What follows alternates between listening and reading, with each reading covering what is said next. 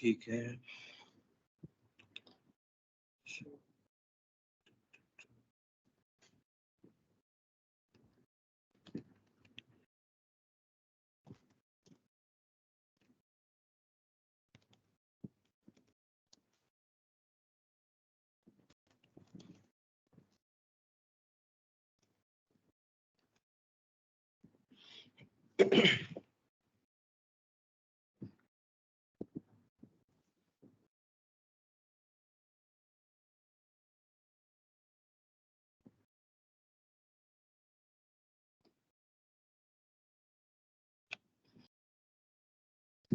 Hi everyone, can you see my screen?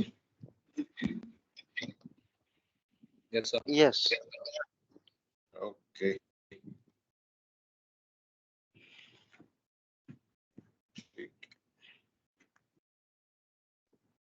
कैसी रही होली वगैरह? सब बढ़िया? सब बढ़िया। Okay. तो लास्ट टाइम हम लोग डिस्कस कर रहे थे कलेक्शन, राइट? यस। तो तुम लोग पूरा बराबर चल रहा है या पीछे कुछ रह गया है? तुम सब कवर कर लिया होगा, आई थिंक 1 वीक का गैप था ना? हाँ। कोई डाउट, एनीथिंग? सर मेरे को थोड़ा अभी एक बार वो पॉलीमॉर्फिज्म वापस देखना है। पॉलीमॉर्फिज्म बाकी फिर से देखना है? हाँ मतलब मेरे एंड पे। अच्छा, तुम्हें देखना है। Okay okay okay. कलेक्शन में कोई डाउट? लास्ट टाइम मैंने इनहेरिटेंस और इंटरफेस हो गया था सर। एब्स्ट्रैक्शन और इंटरफेस हो गया था ना? कलेक्शन बता रहा था मैं। हाँ कलेक्शंस पे। हाँ हाँ। तो कलेक्शन में क्या बता रहा था कि कलेक्शन एरे में तुमको एक्सप्लेन किया था कि एरे कंटीन्यूअस मेमोरी एलोकेशन होता है, उसमें हमारा इंडेक्स होता है, राइट?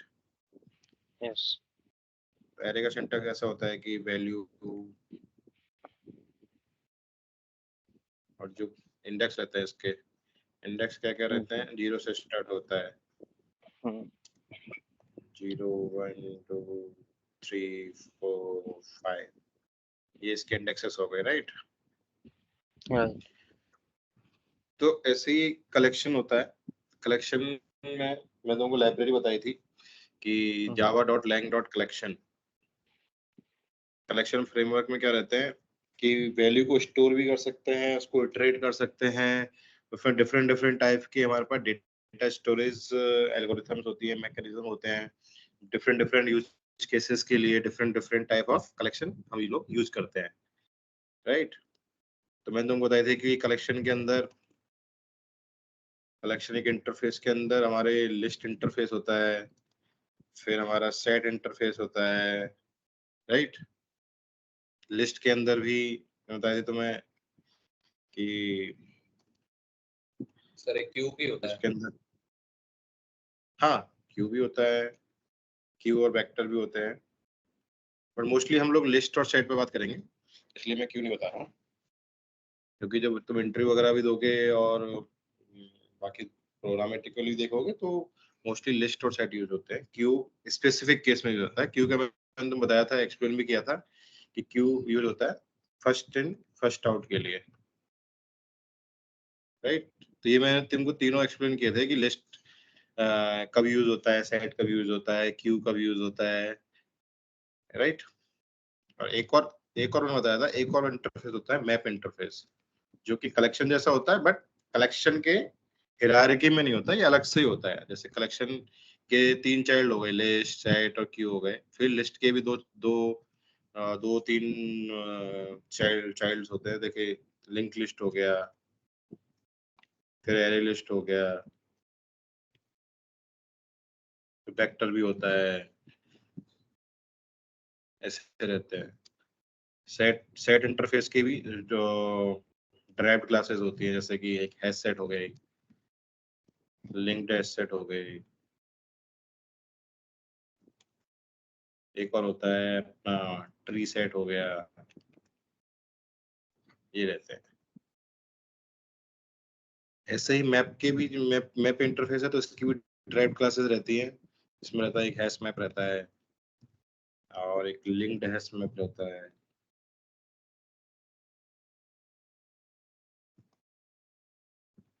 ट्री मैप रहता है। ऐसे इनके चाइल्ड क्लासेस होती हैं। बेसिकली हमें सीखना है कि कलेक्शन जो भी अपने डेटा है उसको स्टोर करने के लिए, उसको इटरेट करने के लिए, मैनिपुलेशन करने के लिए, और बाद में मान लो सॉर्ट कर दिया, सॉर्ट करने के लिए भी, तो उसमें हम पूरे डेटा को स्टोर करने के लिए यूज करते हैं। एरे की प्रॉब्लम मैंने बताई थी कि एरे में क्या प्रॉब्लम है कि हमें पहले साइज पता रहना चाहिए कि इतना ही हमारे पास एलिमेंट है। तो इसमें क्या रहता है, एरे में फिक्स साइज रहती है। तो अगर हमें बाद में नया एरे भी बनाना है नया साइज का, तो पहले नया एरे बनाना पड़ेगा न्यू साइज डिफाइन करके, और पुराने एरे की वैल्यूज को कॉपी करना पड़ेगा। तो जो जो हमारी कॉम्प्लेक्सिटी है, एक तो हमारी दो कॉम्प्लेक्सिटी होती है, टाइम कॉम्प्लेक्सिटी, स्पेस कॉम्प्लेक्सिटी। तो उसमें टाइम कॉम्प्लेक्सिटी बढ़ जाएगी क्योंकि पहले नया एरे बनाएंगे, उसमें नया साइज देंगे, फिर पुराने वाली वैल्यू को कॉपी करना पड़ेगा, तो उसकी कॉम्प्लेक्सिटी कितनी हो जाएगी, एन हो जाएगी, राइट। और फिक्स साइज हो गया, बाद में चेंज करना है तो प्रोग्रामेटिकली बहुत इश्यूज आते हैं, ठीक है। और दूसरा है कि एरे में बस हम स्टोर कर सकते हैं, इसके पास कोई और मेथड नहीं है, रेडीमेड मेथड प्रोवाइडेड नहीं है एरे के लिए। मान लो सॉर्ट करना है, कुछ और करना है, तो हमें खुद एल्गोरिथम लिखनी पड़ती है। नो रेडीमेड इटरेशन और सॉर्टिंग और मैनिपुलेशन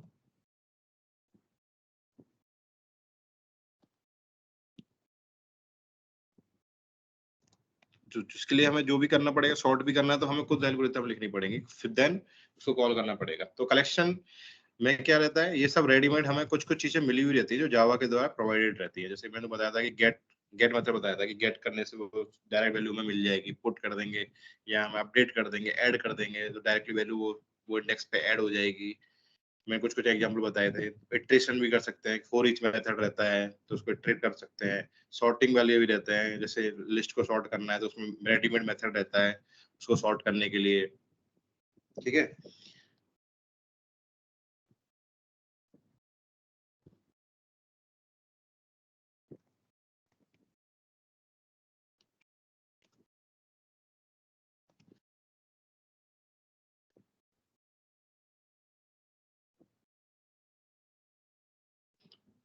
ये वाला मैंने तुमको इमेज बताया था,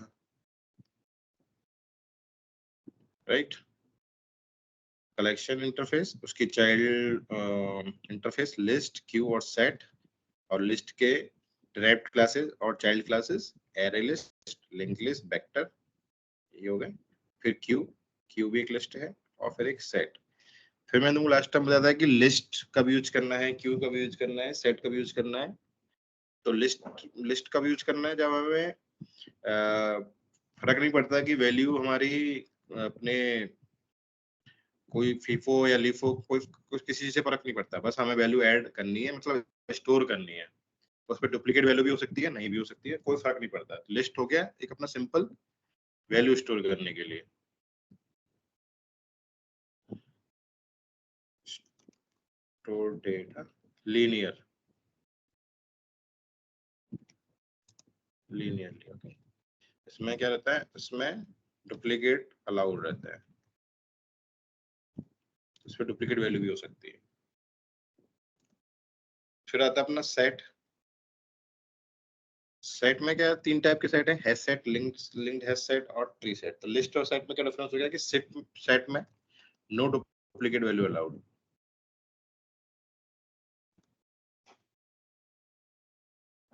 ओके।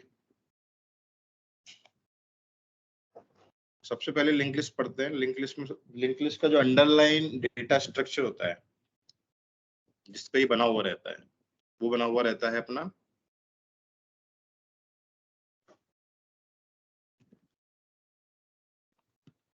ये तो बना रहता है डबल लिंक लिस्ट पे।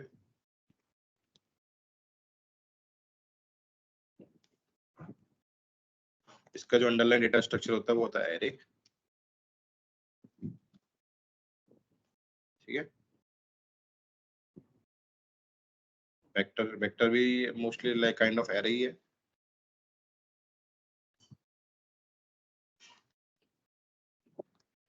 दोनों में डिफरेंस देखते हैं,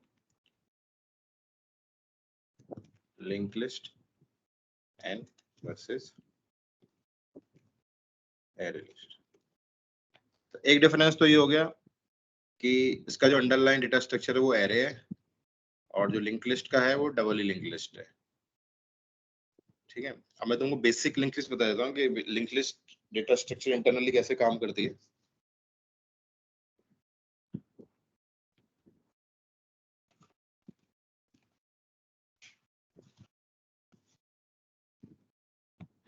एरे का तो तुम, एरे में तो कोई कंफ्यूजन नहीं है ना, एरे में तो अपने वैल्यू रहती है और इंडेक्स रहता है, राइट। एरे में नो कंफ्यूजन, क्योंकि फिर बाद में कंफ्यूज हो गए तो प्रॉब्लम हो जाएगी। तो लिंक लिस्ट में क्या रहता है, नोड्स रहते हैं। नोड्स के पास क्या रहता है,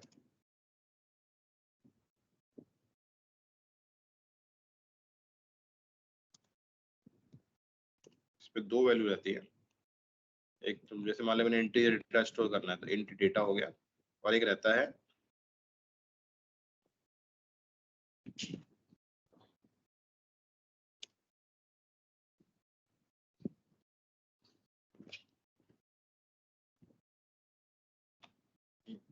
इसका डेटा स्ट्रक्चर ये होता है लिंक लिस्ट का। एक नोड होता है, नोड में एक वैल्यू होगी डेटा, दूसरी जो वैल्यू होगी वो होगा नेक्स्ट नोड का एड्रेस। तो मैंने एक क्लास बनाई है, क्लास नोड, इसको नोड दे देता हूँ। इसमें दो वेरिएबल हैं, दो इंस्टेंस वेरिएबल हैं। एक तो हो गया अपना डेटा, जो जिसमें डेटा वैल्यू स्टोर करेंगे। एक हो गया node. Node same node, node क्या है, रेफरेंस वेरिएबल है नेक्स्ट। जो भी नेक्स्ट नोड होगा उसका जो एड्रेस है वो नोड के पास रहेगा।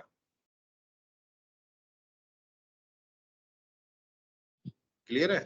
जैसे दूसरा नोड है, नोड 2 है, तो इसका एड्रेस किसके पास है, पहले नोड के नेक्स्ट में। नेक्स्ट किसको पॉइंट करेगा, सेकेंड वाले नोड को। जो सेकेंड वाला नोड है वो किसी तीसरे वाले को कर रहा होगा, या जो ये कहाँ पे खत्म होगा, जब लास्ट में नेक्स्ट की वैल्यू नल हो जाएगी, मतलब इसके आगे कोई और नोड नहीं है।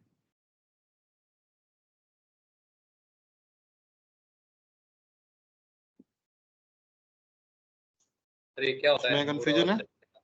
नहीं है ऐसे। हम्म,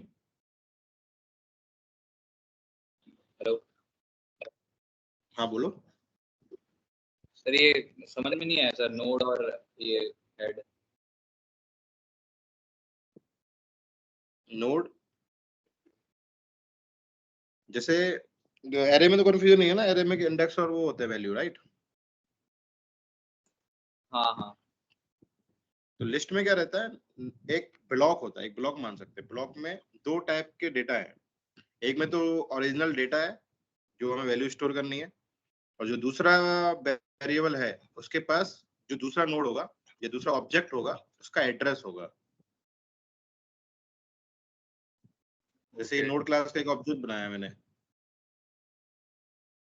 ओके। तो ऑब्जेक्ट के पास दो वैल्यू है, एक तो उसकी खुद की वैल्यू है, और एक ऑब्जेक्ट के जो दूसरा वेरिएबल है उसके पास दूसरे ऑब्जेक्ट का एड्रेस है। तो मैंने बताया था कि जब भी हम जावा में एक ऑब्जेक्ट क्रिएट करते हैं तो उसको मेमोरी एलोकेट होती है, राइट। और जो यस सर, मेमोरी वो एलोकेट एक। होती है एक पर्टिकुलर लोकेशन पे या पर्टिकुलर रेफरेंस पे होती है, उसका एक हैश कोड होता है,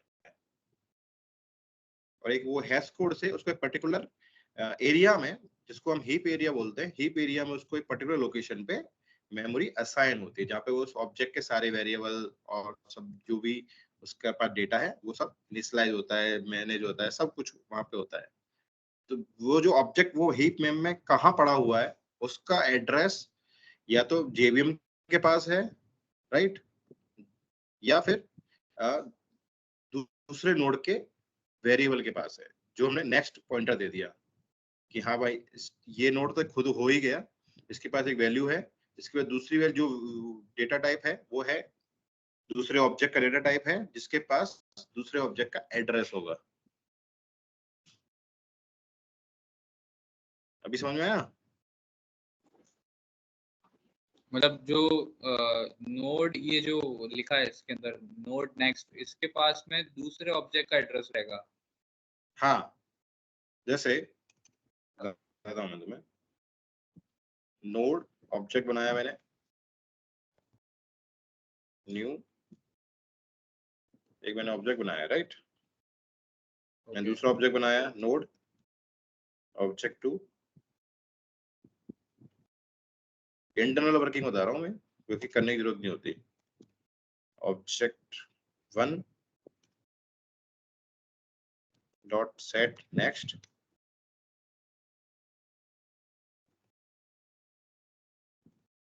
object 2 object 2 dot set next. तो इसमें कितने नोड बनाए मैंने? 2 बनाए, राइट। हाँ सर। ऑब्जेक्ट 1 के पास किसका मैंने नेक्स्ट में क्या सेट कर दिया? ऑब्जेक्ट 2। और ऑब्जेक्ट 2 के नेक्स्ट में क्या सेट कर दिया? नल। मतलब ऑब्जेक्ट 1 जो पॉइंट कर रहा है उसका जो दूसरा वेरिएबल है नेक्स्ट, उसमें किसकी वैल्यू है, किसका रेफरेंस है? ऑब्जेक्ट 2 का है, राइट। Yes sir. तो मतलब अगर हमें ऑब्जेक्ट 2 पे जाना है तो हमें क्या पता रहना चाहिए? ऑब्जेक्ट 1 पता रहना चाहिए सबसे पहले।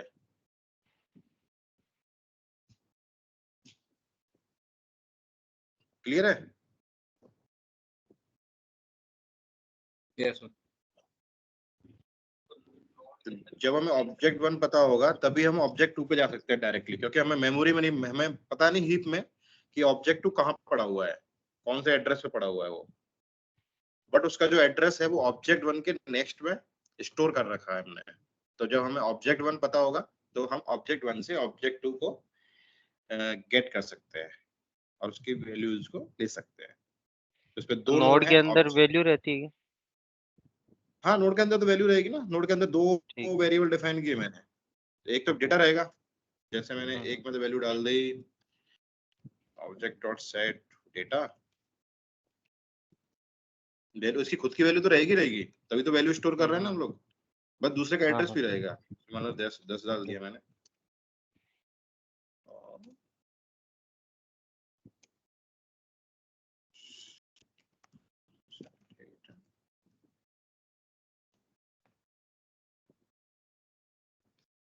तो इसके पास पहले पहले नोड के पास वैल्यू कितनी है? 10। और उसके पास एड्रेस किसका है? ऑब्जेक्ट 2 का।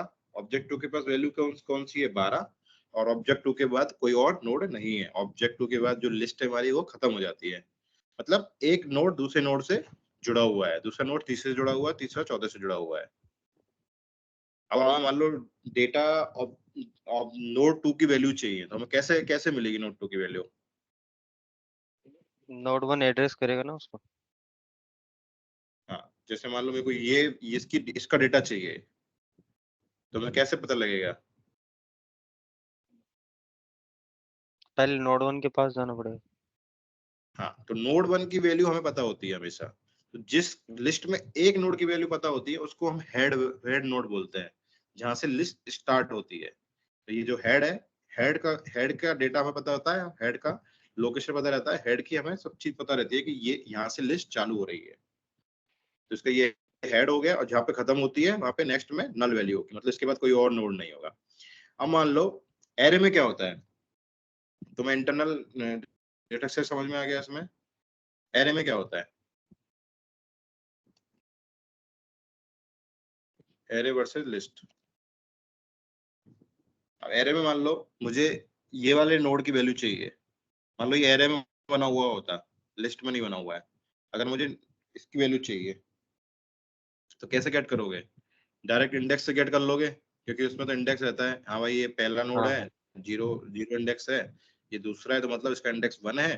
तो मैं एक इंडेक्स यूज करके गेट 1 करके डायरेक्ट वैल्यू निकाल सकता हूँ, राइट। क्लियर है? यार। बट लिस्ट में हाँ क्या है? हाँ लिस्ट में ऐसा नहीं। मुझे अगर नोड 2 की वैल्यू चाहिए तो नोड 1 से मुझे लूप स्टार्ट करना पड़ेगा, फिर उसको नेक्स्ट करते करते करते दूसरे लूप पे जाना पड़ेगा, दूसरे नोड पे जाना पड़ेगा, फिर दूसरे नोड से वैल्यू गेट करनी पड़ेगी, क्योंकि मेरे पास ओके। इसकी वैल्यू पता है। तो एरे में जो गेट है, गेट ऑपरेशन,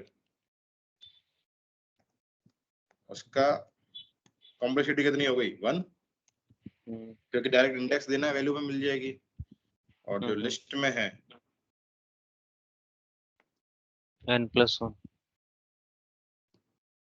लिस्ट में गेट ऑपरेशन कितने पे जाएगा, n पे जाएगा।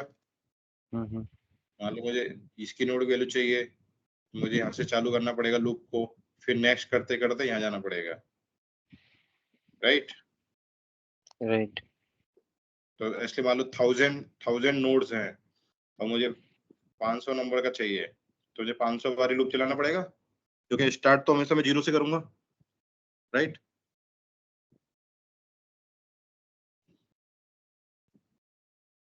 इसमें कोई डाउट है?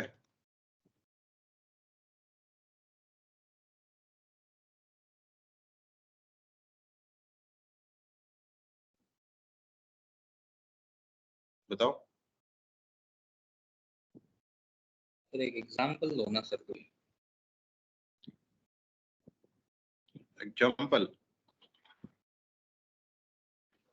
एग्जाम्पल के लिए पूरा कोड करना पड़ेगा ब्रो, ये जो सर कोड कोई है ना। ऐसे ही गूगल पे बता दो सर, कोई मतलब सर्च करके। एग्जाम्पल नहीं होता ब्रो, उसका मतलब ऐसा कोई वो नहीं होता कि पर्टिकुलर एग्जाम्पल हो। जैसे तुम मान सकते हो कि अपना इसका कोई ऐसा रियल टाइम एग्जाम्पल नहीं है, जैसे कोई लिस्ट हो।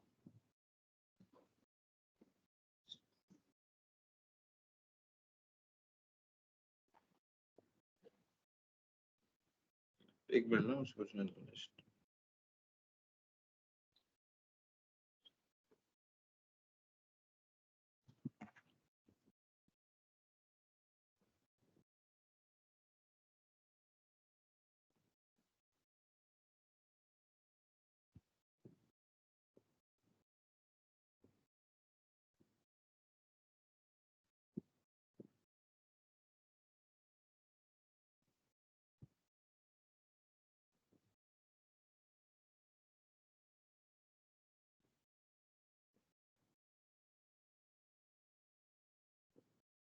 जैसे अपना वो रहता है ना यूट्यूब, राइट। यूट्यूब पे अपन जैसे हाँ हाँ। गाने चलाते हैं, रिमिक्स चलाते हैं, रिमिक्स वाले सॉन्ग्स। तो कई बार तुमने चलाया होगा तो उस पर नंबरिंग नहीं रहती कि ये नंबर पे ये सॉन्ग है, ये नंबर पे ये सॉन्ग है, पूरा ही एक मिक्स करके दे देते हैं। 10 गाने मिक्स करके आधे घंटे का वीडियो बना दिया उन लोगों ने। तो उसमें 10 गाने हैं, लेकिन तुमको अगर 9वां गाना चलाना है तो तुम्हें शुरू से लेके पूरा ही बफर करना पड़ेगा 9 तक।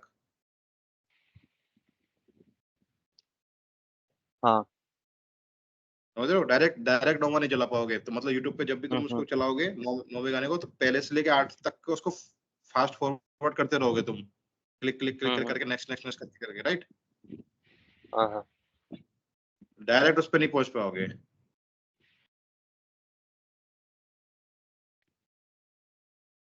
तो ऐसे ही रहता है ये। तो मतलब तुम डायरेक्ट उसको उसको प्ले ही नहीं कर पाओगे जब तक कि तुम्हें पता नहीं हो कि कहाँ से स्टार्ट हो रहा है ये। विदाउट लूप यूज नहीं कर सकते इसको मतलब। नहीं नहीं, विदाउट लूप यूज नहीं कर सकते। मतलब तुम अगर चाहो कि तुम्हें मतलब 500 नोड हैं एक हाँ मेरी हाँ। लिंक लिस्ट में, ठीक है, और तुम्हें वैल्यू चाहिए 250 वाले नोड की। तो एरे में तो क्या होता है, एरे में तो तुमने दे दिया डायरेक्ट, मान लो एक इंट एरे है, इंडेक्स दे दिया। एरे है, और तुमने डिफाइन कर रखा है एक एरे 500 साइज दे रखी है। मान लो तुमको वैल्यू चाहिए एक 25th वैल्यू की, तो क्या करोगे, तुमने इंडेक्स दे दिया 249, तो वैल्यू आ गई। बट लिंक लिस्ट में ऐसा नहीं है। लिंक लिस्ट में तुमको लूप चलाना पड़ेगा। ये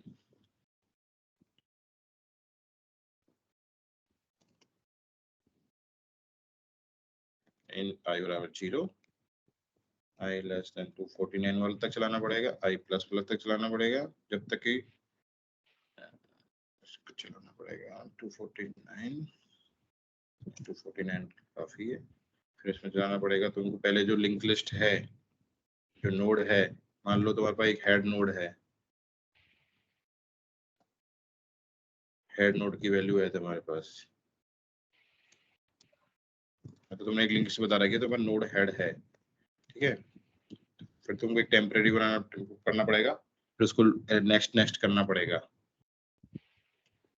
एक हेड पता है तुम्हें, एक तुमने ले लिया टेम्परेरी, टेम्परेरी फॉर पॉइंटर, ठीक है। तो इसमें क्या करना पड़ेगा, इसमें लूप चलाना पड़ेगा टेम्प में,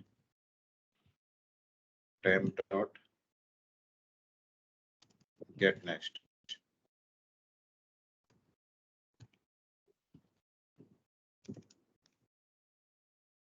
ऐसे नेक्स्ट करना पड़ेगा। फिर जब लूप खत्म हो जाएगा तो अपने टेम्प के पास कौन से वाली वैल्यू, कौन से वाले नोड पे पहुंच गया, अभी 249 वाले नोड पे पहुंच गया, नेक्स्ट नेक्स्ट करते हुए। फिर तुम उसकी वैल्यू निकाल सकते हो, फिर तुम टेम्प की वैल्यू निकाल सकते हो, टेम्प डॉट गेट डेटा, ऐसे रहेगा। तो मतलब तुम्हें ट्रैवर्स कर करके वहां पे पहुंचना ही पड़ेगा, डायरेक्ट गेट नहीं कर पाओगे।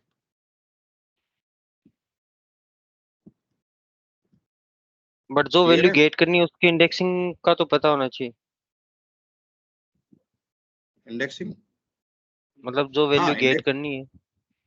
हाँ वो नेक्स्ट, मैं तो इंडेक्स से बता रहा हूँ कि मान लो हम्म 250 वाली वैल्यू चाहिए तुम्हें, हम्म और अगर तुम्हें इंडेक्स नहीं पता हो, ओके, नहीं पता हम्म है इंडेक्स, तो तुम्हें हर वैल्यू चेक करनी पड़ेगी, हम्म, कौन सी बराबर है, कौन सी बराबर नहीं, तो वो तो अलग प्रॉब्लम हो गई ना, जब तुम्हें वैल्यू पता है, हाँ इंडेक्स नहीं वो। पता है। बट मोस्टली केस में तुम्हें हम्म इंडेक्स पता है, मान लो कि मुझे तो भाई 50 वाली वैल्यू चाहिए, 50 हम्म नंबर पे जो नोड है उसकी वैल्यू चाहिए, वो बता रहा हूँ कि मान लो हम्म कंपेयर कुछ चीज में करेंगे, सेम केस में करेंगे कि एरे में मुझे 50 नंबर की वैल्यू चाहिए तो कैसे निकालूंगा, और लिस्ट में मुझे हम्म 50 नंबर का नोड चाहिए तो कैसे निकालूंगा। तो एक में हम्म, कॉम्प्लेक्सिटी आ रही है 1 और एक में कॉम्प्लेक्सिटी आ रही है n, करेक्ट। करेक्ट। तो कौन सा ऑपरेशन कॉस्टली हुआ, लिस्ट में जो हमारा गेट ऑपरेशन है वो कॉस्टली हो गया, इसकी कॉम्प्लेक्सिटी n आ हाँ रही हाँ। है, ठीक है। तो एरे कहाँ पे यूज करेंगे, जहाँ पे हमारे गेट। गेट ऑपरेशन ज्यादा है, मतलब एक बार वैल्यू हमने स्टोर कर ली, हमारे मल्टी जो ऑपरेशंस हो रहे हैं मोस्टली वो गेट ऑपरेशंस हो रहे हैं।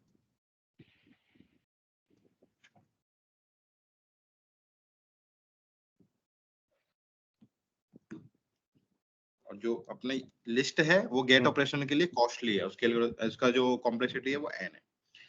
आप उल्टा सोचो, मान लो इंसर्ट करना है, मैंने तुमको बताया था कि जैसे ये एरे है, मुझे 250 नंबर पे एक वैल्यू इंसर्ट करनी है, नई वैल्यू, और तो मुझे क्या करना पड़ेगा, पुरानी वैल्यू डिलीट नहीं करनी है, तो कैसे करेंगे।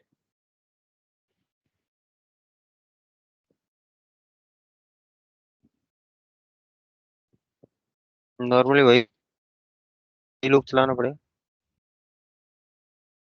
मतलब मेरे पास एक एरे है, एक सिंपल एग्जांपल ले लेते हैं,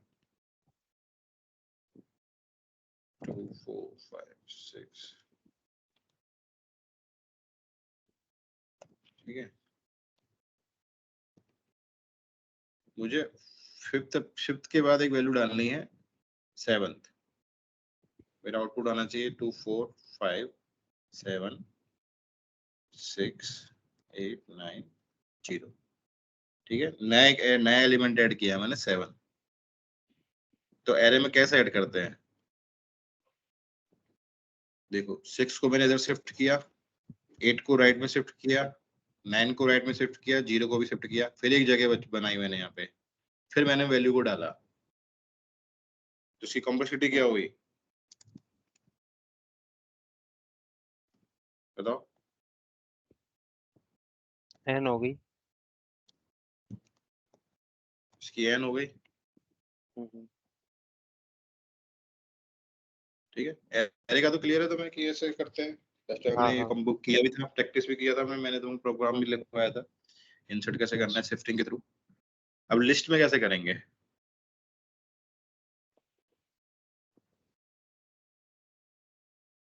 बताओ।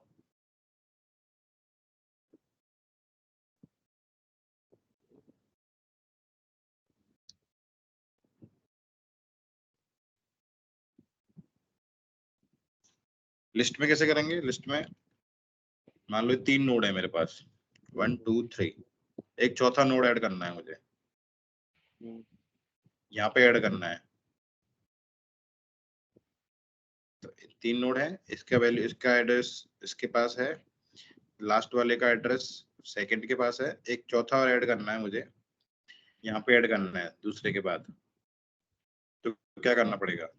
जो नेक्स्ट है मैं उसको पॉइंट किससे करवा दूंगा? नए वाले नोड से, राइट? और जो नए नोड के जो नेक्स्ट है उसमें किसकी वैल्यू डाल दूंगा? इस वाले की।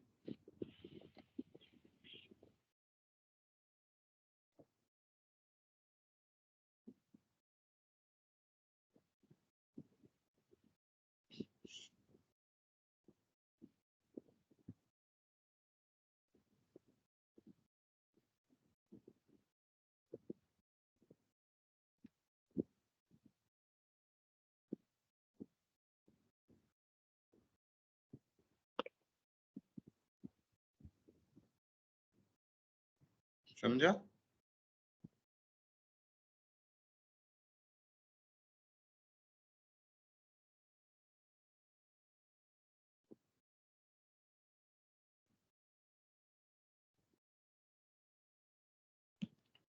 तो ये मैं इससे समझाता हूँ।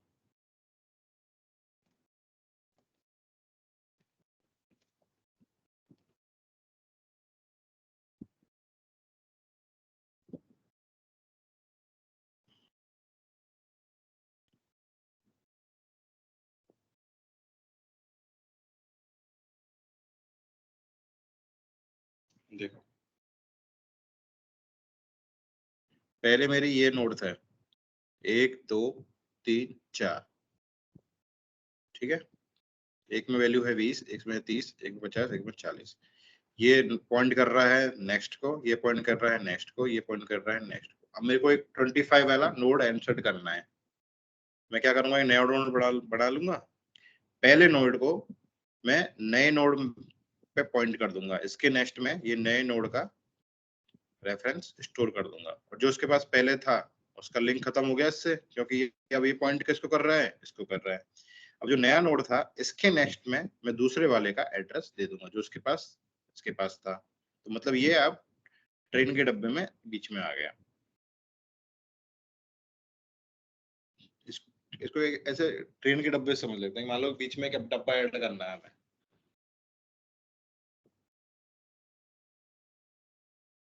मतलब जो पहले एक डब्बा है उसके आगे एक नया डब्बा ऐड कर दिया, उसके आगे जो ऑलरेडी एग्जिस्टिंग था वो डब्बा ऐड कर दिया।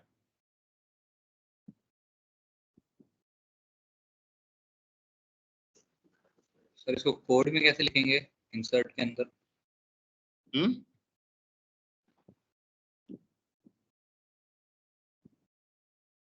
फोर में कैसे लिखेंगे मतलब?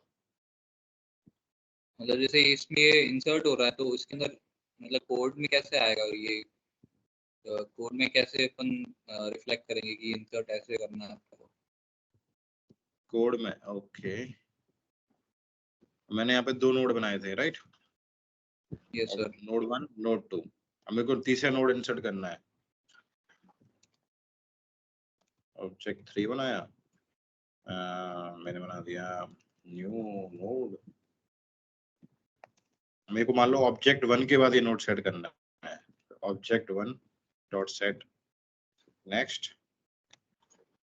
ऑब्जेक्ट 3 एंड ऑब्जेक्ट 1 ऑब्जेक्ट 3 के सेट नेक्स्ट क्या कर दूंगा? Object 2।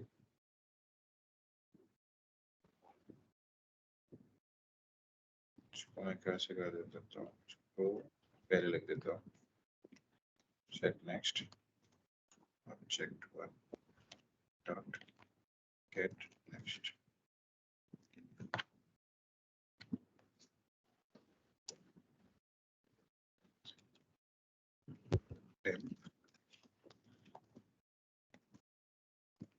Object 1 dot get next।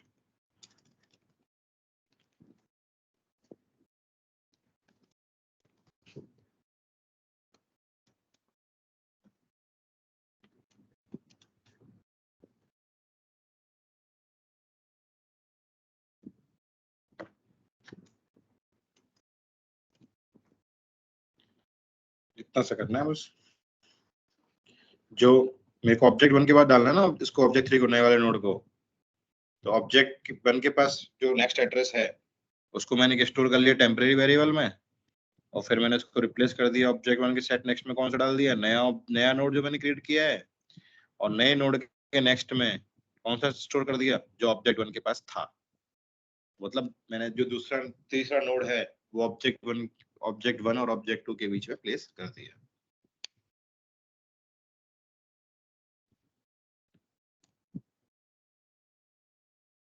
समझा?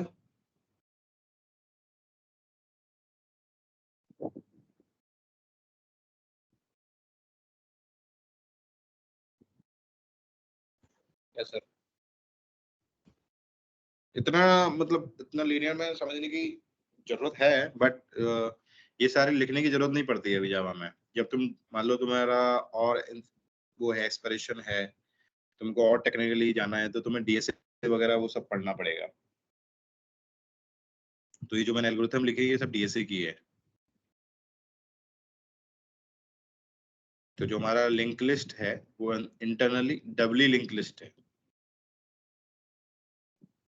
तो डबली लिंक लिस्ट में क्या रहता है, डबली लिंक लिस्ट के पास 2 रहते हैं, इसके पुराने वाले का भी एड्रेस रहता है, आगे वाले का भी एड्रेस रहता है, पुराने वाले का भी एड्रेस रहता है। तो तुम डबली लिंक लिस्ट पढ़ोगे तो तुमको समझ में आएगा, बट मोस्टली जो कंसेप्ट रहता है वो यही रहता है लिस्ट का। ओके, बट अभी यस सर। तुमको वो डायरेक्शन में जाने की जरूरत है नहीं, बस कंसेप्ट समझना है कि नोड रहता है, एक नोड के पास दूसरी नोड का एड्रेस रहता है और उसको खुद की वैल्यू रहती है बस। तो जो हमारा इंसर्शन ऑपरेशन है वो लिस्ट में इसकी कॉम्प्लेक्सिटी कितनी होगी,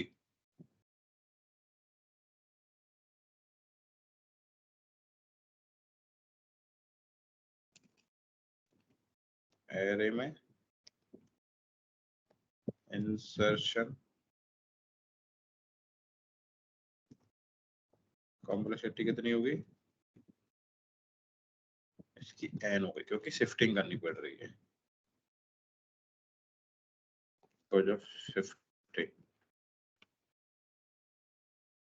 ठीक है, लिस्ट में इंसर्शन कॉम्प्लेक्सिटी कितनी होगी, 1।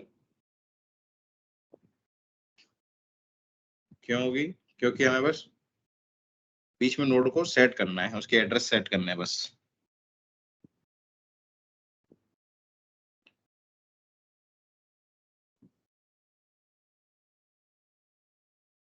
तो एरे का यूज कहाँ पे किया जाएगा, यहाँ पे फ्रीक्वेंट गेट ऑपरेशंस होंगे।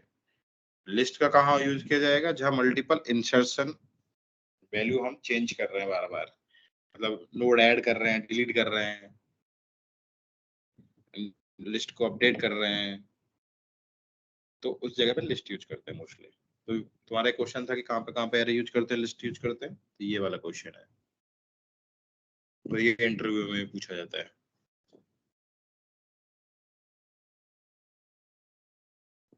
अब इसको जावा में कैसे लिखते हैं, जावा में तो कुछ सोचने की जरूरत ही नहीं होती इतनी। एरे लिस्ट बनाई, मान लो तुमको स्ट्रिंग स्टोर करनी है, तो सिंटैक्स ये रहेगा, array list new array list, array list dot add, मैंने डाल दिया राज, array list dot add,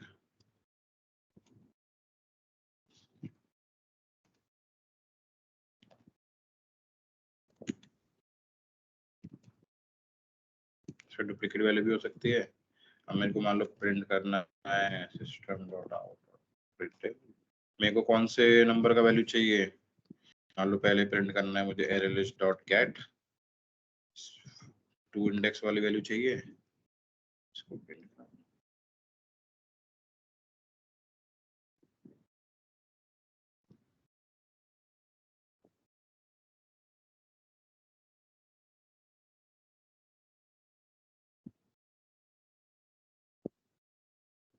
okay, 0 index पे राज, 1 पे हाई, या 2 पे राज। क्लियर है? तो तुमको फर्क पता भी नहीं चलेगा इंटरनली डिफरेंस कहाँ आ रहा है, बट इंटरनली दोनों के अलग अलग हैं। मैंने एक लिंक लिस्ट बनाई, इसको भी श्रिंक किया, लिंक लिस्ट,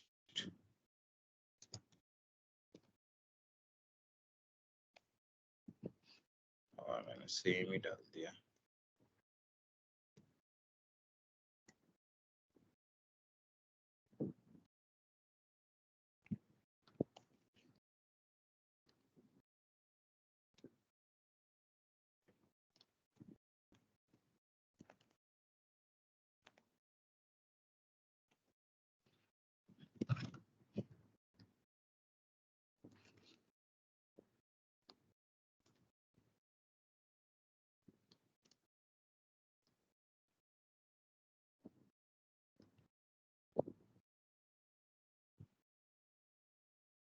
देखो इससे भी सेम ही आ रहा है, बट इंटरनली दोनों का इम्प्लीमेंटेशन अलग अलग है। ऊपर से डिफरेंस पता नहीं लगेगा तुम्हें, बट इंटरनली दोनों की कॉम्प्लेक्सिटी अलग अलग है। मान लो मैं एक और ऐड कर देता हूँ, उसके बाद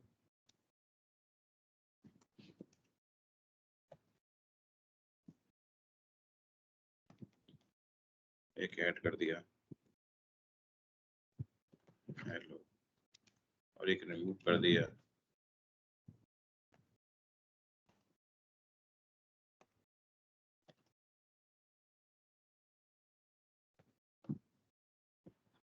प्रिंट करा देता हूँ।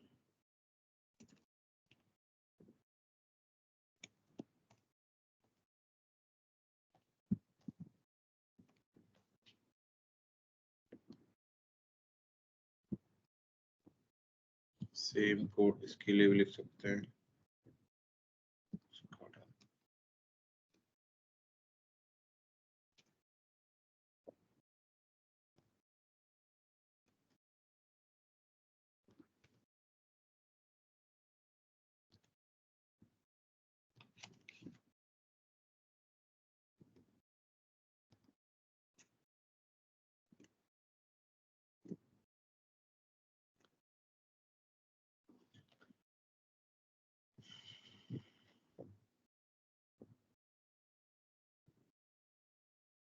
देखो दोनों का आउटपुट सेम है। तो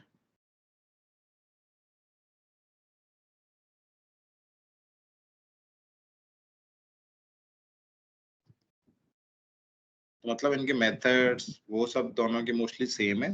इंटरनल जो इसका अंडरलाइन डेटा स्ट्रक्चर है दोनों के डिफरेंट डिफरेंट है।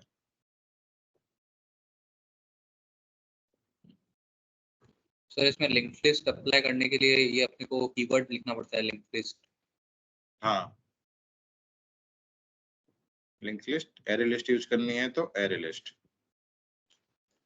सर वो जो नोड और वो वाले हम कर रहे थे, तो इसके अंदर ही इंटरनल इसकी प्रोसेसिंग में होता है। हाँ, ये तो मैंने तुमको बताया इंटरनली कैसे इम्प्लीमेंट किया है जावा ने। ओके। कि जावा ने इंटरनली इम्प्लीमेंट कर रखा है उसको एज ए लिस्ट। तो अगर तुम्हें डेटा स्ट्रक्चर की नॉलेज है थोड़ी तो तुम ये समझ पाओगे, मतलब पहले अगर है, नहीं तो ऐसे होता है इंटरनली वर्क।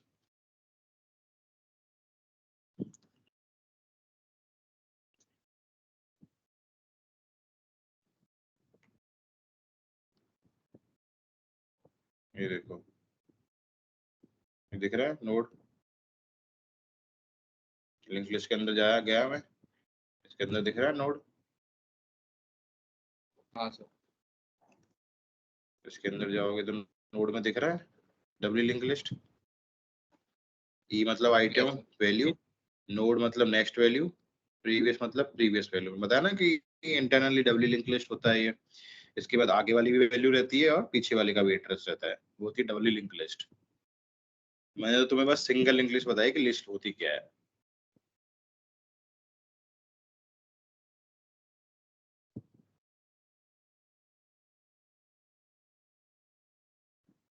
इंटरनली ये सब ऐसे ऐसे यूज होते हैं। तो ये हमें देखने की जरूरत नहीं होती कि कैसे कैसे होते हैं, बस हमें पता रहना चाहिए। इंटरव्यू पूछ लेते हैं कभी कभी कि इंटरनल कैसे काम करता है, वो कोई तुमसे कोड वोड भी नहीं लिखवाएगा, ये सब बस पता होना चाहिए। हाँ, तुम्हारा एक्सपीरियंस 5 साल है, 8 साल है, 10 साल है, तो वो तुमसे कोड बाद में लिखवा सकता है एल्गोरिथम्स, कि मान लो जावा ने ये इम्प्लीमेंट नहीं किया होता तो तुम लोग कैसे इम्प्लीमेंट करते। बट अभी उसको कंसर्न होने की जरूरत नहीं है। जैसे जैसे तुम्हारा एक्सपीरियंस बढ़ेगा, तुम्हारे पास टाइम होगा, जब तुम पहले ए सीख जाओगे तभी तो बी पे आगे बढ़ोगे, राइट? या ओके, तो ये है एरे लिस्ट और लिंक लिस्ट। कोई डाउट है इसमें?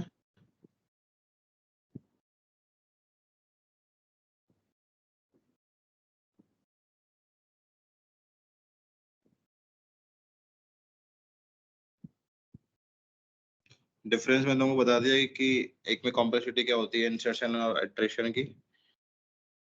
तो यही बेसिक इंटरव्यू क्वेश्चन रहते हैं और यही कंसर्न होते हैं, कौन सा चूज करना है, एरे चूज करना है या लिंक लिस्ट चूज करना है।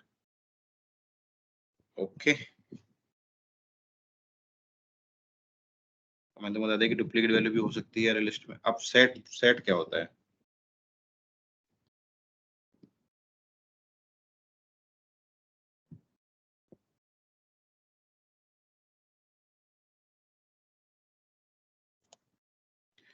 सेट में क्या होता है?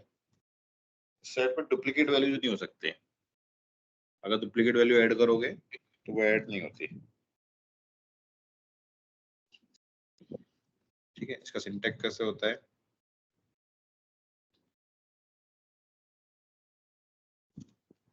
हैश सेट, मान लो स्ट्रिंग स्टोर करनी है,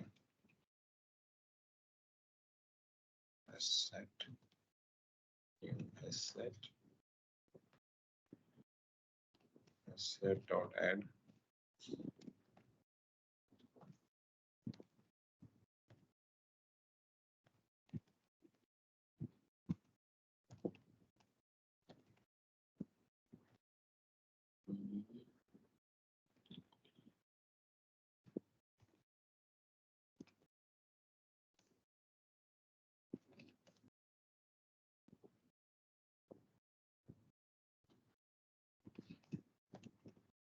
डुप्लीकेट ऐड करते हैं।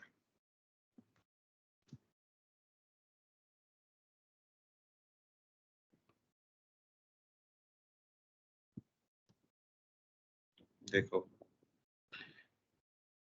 इसने कौन सी वैल्यू ली, हाई ली, राज लिया और कुमार लिया। राज 2 बार नहीं लिया ना, राइट? मतलब डुप्लीकेट वैल्यू नहीं देता।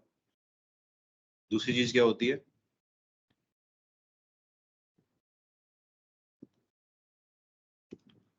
सबसे पहले बताऊंगा hash set,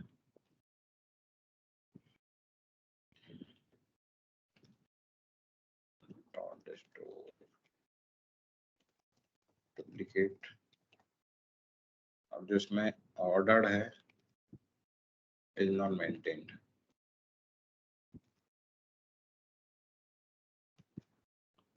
it's based on hash code. मतलब लिस्ट में क्या था, इंसर्शन ऑर्डर, जिस ऑर्डर में तुमने वैल्यू डाली है वही ऑर्डर में आएंगी। बट हैश सेट में क्या रहता है कि जिस ऑर्डर में तुमने वैल्यू डाली है उस ऑर्डर में आ भी सकती है, नहीं भी आ सकती है, वो सब डिपेंड करता है उसके हैश कोड पे। ओके, तो जैसे मैंने यहाँ पे वैल्यू डाली थी, राज पहले डाली थी, कुमार बाद में डाली थी और हाई बाद में डाली थी, लेकिन जब मैंने प्रिंट किया तो हाई पहले आया और राज बाद में आया, फिर उसके बाद कुमार आया। तो हम प्रेडिक्ट नहीं कर सकते कि कौन सी वैल्यू पहले आएगी, कौन सी बाद में आएगी, और उसका ऑर्डर क्या रहेगा, तो जिस ऑर्डर में इंसर्ट कर रहे हैं उस ऑर्डर में रहेगा कि नहीं रहेगा। वो तो हो गया हैश सेट। दो चीज होंगी, डुप्लीकेट नॉट अलाउड और insertion order is not maintained. ठीक है, तो समझ में आया ये? Yes sir.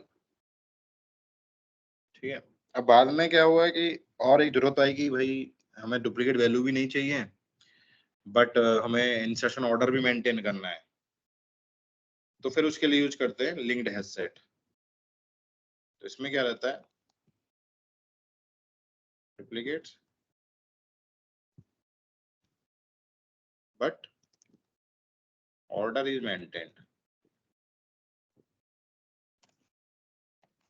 Linked hash set. तो अगर मैं इसको कन्वर्ट कर दूं linked hash set, linked hash set,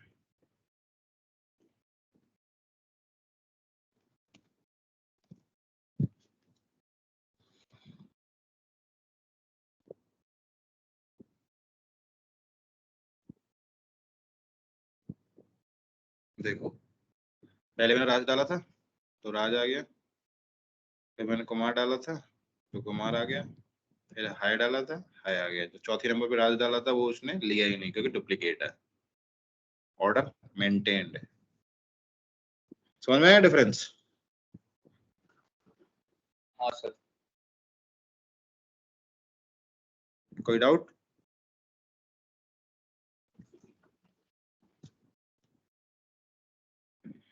अब एक और होता है ट्री सेट। इसमें क्या रहता है, don't store duplicate, values are, इसमें सॉर्टिंग आएगी,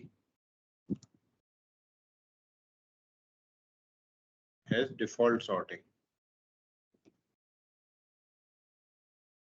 ठीक है, डिफॉल्ट सॉर्टिंग मतलब असेंडिंग ऑर्डर में आएगी।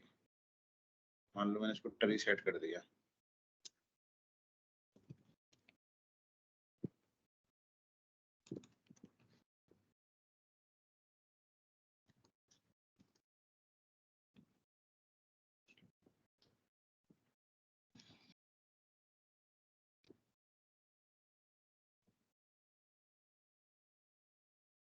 देखो सबसे पहले क्या आया, एच आई, मतलब एच से स्टार्ट होने वाला आ गया। अगर तुम इसको सॉर्ट करो अल्फाबेटिकली, सबसे पहले क्या आएगा, एच आएगा, फिर के आएगा, के वाला वर्ड आएगा, फिर आर वाला वर्ड आएगा। तो ये सॉर्ट हो गया।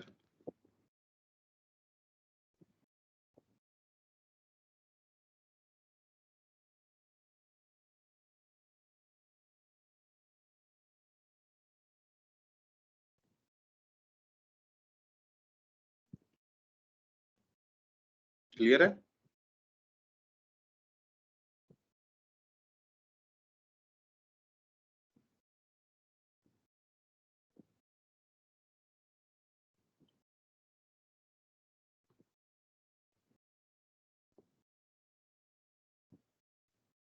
हेलो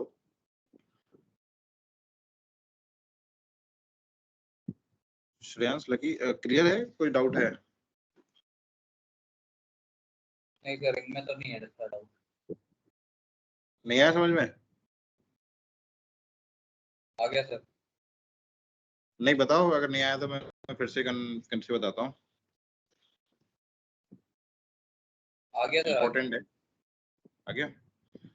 तो सेट में duplicate not allowed, hash set में कोई ऑर्डर मेंटेन नहीं रहेगा। ओके, लिंक्ड हैश सेट में ऑर्डर मेंटेन रहेगा, जिस ऑर्डर में इंसर्ट कर रहे हैं उसी इंसर्ट में गेट कर पाएंगे।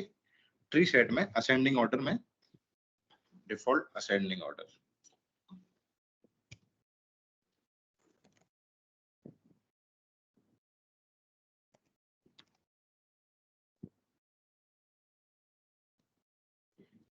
ठीक है, तो ये है हमारे लिस्ट और set.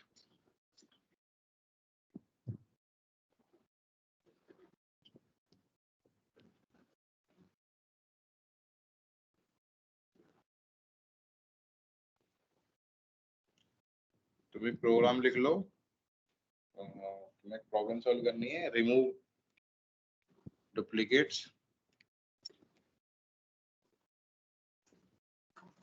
from array using hash set, remove duplicates from linked list without using asset.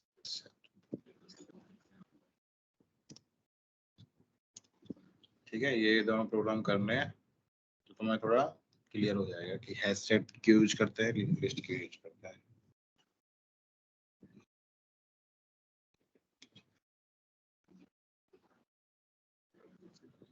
Okay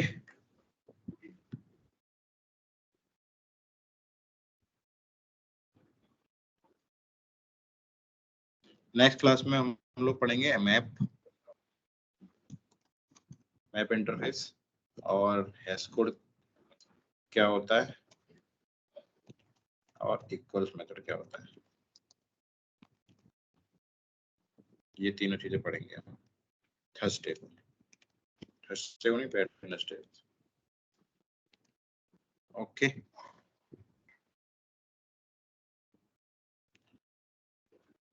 तो मैं चैट में शेयर कर देता हूँ।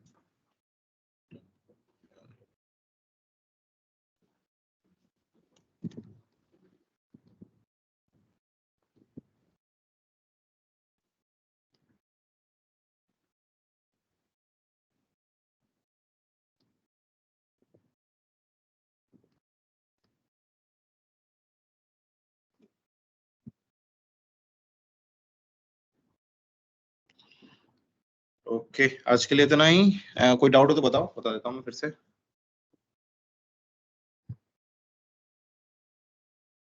एक बार देख लो शुरू से। लिंक लिस्ट बताया मैंने, एरे लिस्ट बताया, नोड बताया, नोड कैसे इंटरनली लिंक लिस्ट काम करता है, उसके पास क्या क्या, नोड के पास क्या क्या डेटा होता है, क्या रेफरेंस वैल्यू होती है, क्या एड्रेस होता है, वो मैंने इंटरनली एक्सप्लेन किया। नहीं समझ में आया तो वीडियो फिर से देखोगे तो समझ में आ जाएगा, फिर भी समझ में ना आया तो मैं फिर से समझा दूंगा, बट कंसेप्ट क्लियर होने चाहिए। फिर मैं बताया कि एरे कहाँ यूज करना है, लिस्ट कहाँ यूज करना है, कौन सी कॉम्प्लेक्सिटी ज्यादा है, कौन सी कम है।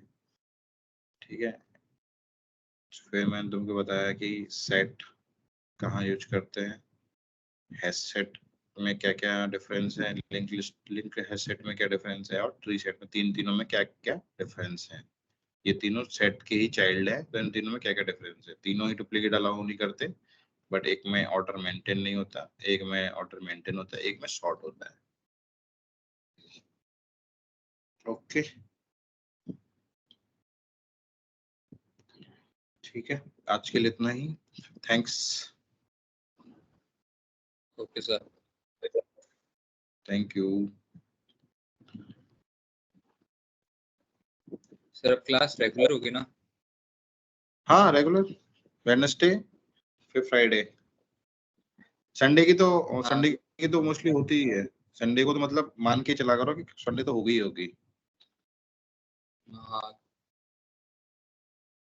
सर, एक ओके मैं पूछ रहा था सर, एक कोई जावा में कोई प्रोजेक्ट मिल जाता सर इसमें? जावा में प्रोजेक्ट नहीं होता ब्रो, मतलब हम प्रोजेक्ट बनाएंगे अभी रेस्ट एपीआईज। अच्छा अच्छा। मतलब इसमें कोई बड़ा प्रोजेक्ट नहीं बनता, जावा सिंपल जावा का यूज करके कोई ऐसा बड़ा प्रोजेक्ट नहीं बनता। मोस्टली हम जो प्रोजेक्ट बनाएंगे वो रेस्ट एपीआई यूज करके बनाएंगे, माइक्रो सर्विस का प्रोजेक्ट। तो अभी जो हमारा नेक्स्ट क्लासेस रहेंगी ना, उसमें हम हाँ हाँ मोस्टली प्रोजेक्ट पे ही काम करेंगे, तो इंटरनली ये सब चीजें यूज होंगी उसमें। तो अगर मैं जावा में कोई प्रोजेक्ट बनवाऊंगा तो मतलब तुम्हें बाकी फ्रेमवर्क भी सीखने पड़ेंगे। मान लो यूआई बनवाया तो स्ट्रट वो सीखना पड़ेगा, स्विंग सीखना पड़ेगा। ये तो बस बेसिक जावा है, अपना जो मोटो है ये बस बेसिक जावा कंप्लीट करना है, उसके बाद हमें माइक्रो सर्विस पे ध्यान देना है। ओके ओके इसमें सर। बस आप जावा में तो छोटी क्या, हेलो शेयर कुछ बोल रहे हो?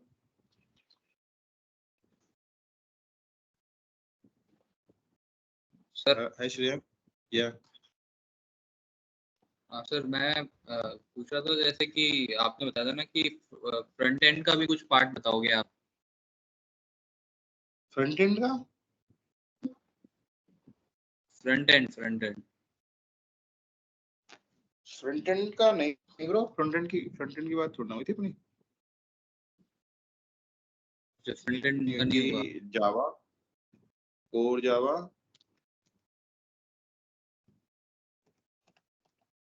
एंड अपना ओप्स, माइक्रो रेस्ट एपीआई,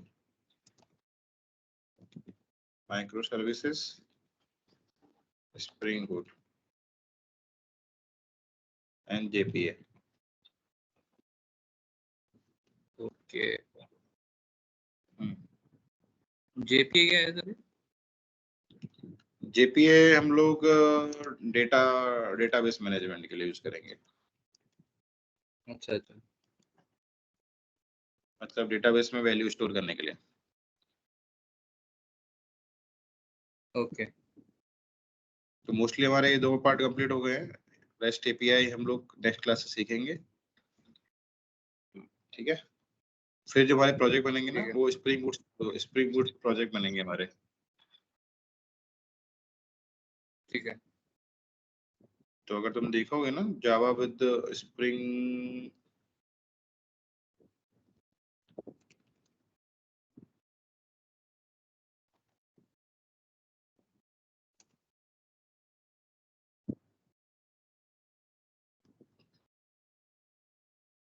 इस पे प्रोजेक्ट बनेंगे। Spring Boot a project that simplify the development of production grade Spring based applications। तो इस पे हम लोग एप्लीकेशंस बनाएंगे।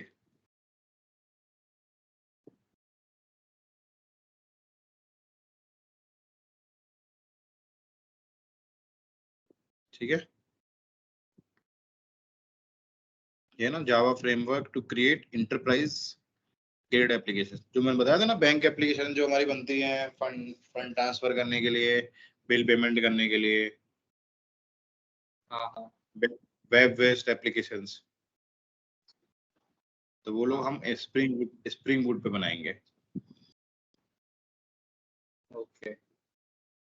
ओके,